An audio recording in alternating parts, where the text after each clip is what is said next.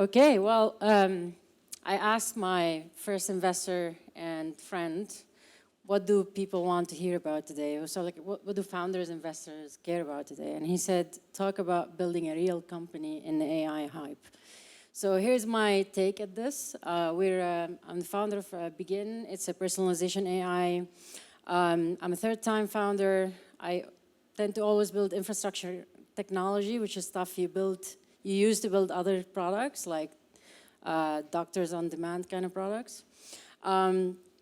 So, one of the challenges that we face in building AI is that ChatGPT, basically.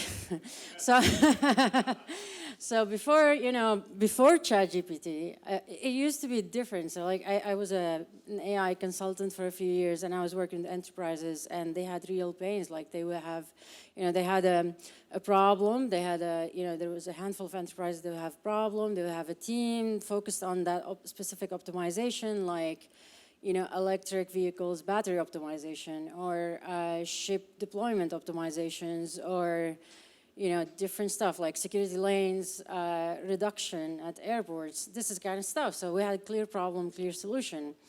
But then ChatGPT happened, and while I was working on Begin, and then everybody was like, we got to invest in AI right now, and we got to do it, right? So it's awesome as a founder who's building an AI infrastructure company, you might say, but the problem is bigger than that. So the problem is there seems to be like a misalignment in organizations. So you have,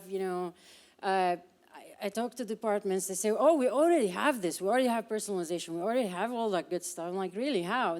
Well, our CEO told us we have it. We're working on it. Like, okay. And then you have another department who wants to use AI, wants to deploy it, but they're scared, right? Because it's unproven methods for them, right? So the optimization is not really clear. So are you really the person who is gonna take your company into investing in a solution that may or may not improve the results, because it depends on your data, especially in an economic downturn, right?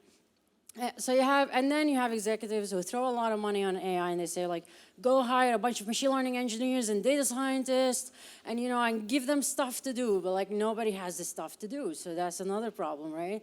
So you have then underutilized talents, which is, bored people, unhappy, miserable, and not ideal results, less than ideal results. Like I've seen a machine learning algorithm that my Excel sheet can do better stuff than, so, that's the kind of stuff that happens in a world where everybody's excited about AI, but like there's no clear definition of what you actually want to do. So add to that the public perception of AI is like that one bullet's going to solve everything, and it's, all that mumbo jumbo, like, I don't know, it's like, the sentient being versus the creative and all that good stuff, right? So how do I operate in this chaotic marketplace? How do I stay, how do I focus? How do I do this? How do I sell my product, right? And lucky for me, I'm Syrian, which could not be so lucky. So I was, and my second startup, I was in Dubai, and the Syrian war happened while we were just launching. So things like this happen to me all the time. So, so we're just launching. Then the war happened, and then things changed completely for me. I was under sanctions. I was, I had like many families I was responsible for. I was just like enjoying my life as a single person. Suddenly I'm like responsible for many families, right? So things changed dramatically for me. We succeeded. We made $1 million in the first year of operations and revenue. How? Basic business rules. Customer first, talent first. So what does customer first mean? You know what customer first means, but it means to me the very end user. So in personalization, we're working with gaming companies. We just had a case study with Ubisoft. What we're doing is we're trying to help them optimize their gaming experiences to deliver like better, like personalized in-game difficulties and all that good stuff to keep players engaged. That eventually will lead to more revenues, more retention, happier players, all that good stuff. So very end user is my focus, and then I connect the dots internally with these companies. So then I figure out who's that champion who's gonna let me test my technology on their product, who's that, can start connecting those dots. And then the talent, having underutilized talent is the worst thing I feel you can do to your business. So I try to like make sure, you know, everybody's working on something real, a real problem for our very end users. So that's, yeah, that's my last slide. And thank you. Awesome. So, questions for Rima?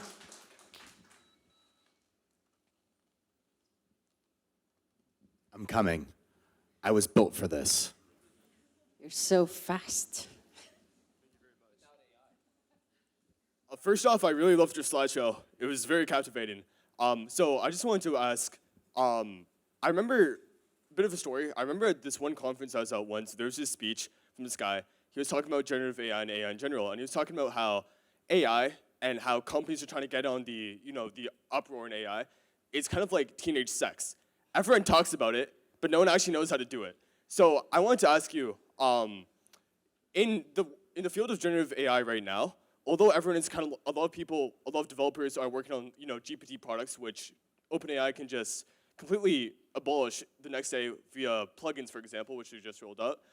In the AI scene, what do you think would count as, I suppose, the gold rush, and what do you think would count as the shovels? Count as, what's the last one? Shelves, and what's the second one? Teenage sex. So, well, I mean, value, right? So, like, are you creating value, or are you just like playing with your toes? Honestly, like that's it. I was like, I mean, if there is value, tangible. So, like, what is a real company to me? It's a company that creates tangible, meaningful value and gets rewarded fairly by the market dynamics, right? So if we're building something that has meaning, if we, you know, it creates value to someone. I mean, of course, there's the creativity, like the creativity aspect of you know, you do stuff just for fun, but that you can't build a scalable business around that. So, is it creating something valuable to somebody who's willing to pay for it? Then yeah, that's you're doing something good. Hi, yeah, I have a fun question because you had a slide there with world ending. So is this myth real or not? Right, I'm sure everybody has heard it. Is it real that an iteration of ChatGPT was able to beat a CAPTCHA by hiring someone on TaskRabbit to solve it for them and lie about it after? Is this real? Wow, very real. It would be nice if you could. I mean, if I were building a ChatGPT as a company, and if I, you know, had to actually bootstrap it, and I didn't have, you know, OpenAI funding, I would probably hire TaskRabbit behind the scenes, right? But what's the point? Like, the whole point of ChatGPT is, maybe I'm answering this too seriously. It's like the whole point of ChatGPT is, in my opinion, a huge demonstration of what you can do. Like, large language models existed way before ChatGPT. They just made it accessible. They made it possible for people to see what can happen, what can you do with AI. Microsoft now has a language model that's double the size almost of ChatGPT. It's really big and awesome, but it's just ChatGPT showed us what you can do, which is great. It's like it gave us like a step forward, you know. Yeah. Amazing. You have 10 seconds to take a photo of Rima and her email address, which I'm pretty sure is monitored by a large language model, double the size of Microsoft's. I can't wait to see what it writes back to me. So if you learned something from this presentation, if you were inspired, if someone asked a random question and you thought that was funny and you want to talk about it, now this is your visual to put up.